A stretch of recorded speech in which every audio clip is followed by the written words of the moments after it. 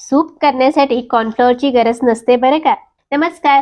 आज आपण करतोय टोमॅटोचं सूप, ज्यामध्ये बीटरूट किंवा कॉर्नफ्लॉवर वापरणार नाही तरी सुद्धा रंगाने सुरेख आणि दाटसर तयार होते. त्यासाठी इथे 4 टोमॅटो बिया काढून उभे पातळ चिरून घेतलेत.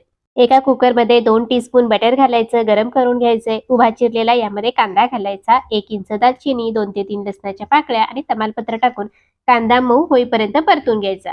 एका लहान गाजराचे तुकडे घालायचे, चिरून घेतलेला टोमॅटो घालायचा आणि थोडंसं परतून घ्यायचं. अर्धा कप पाणी घालायचंय, चवीनुसार मीठ घालायचं आणि मिसळून घ्यायचं आणि कुकरला 2 शिट्ट्या करून घ्यायचे. कुकर गार झाला की यातील सर्व खडे मसाले काढून घ्यायचे आणि उरलेलं मिश्रण मिक्सरमध्ये बारीक पेस्ट करून घ्यायची. तयार करून घेतलेली पेस्ट गाळणीतून गाळून घ्यायची. पुन्हा अर्धा कप पाणी घालायचंय. सूपची कन्सिस्टन्सी कशी हवी त्यानुसार पाणी ऍडजस्ट करू शकता.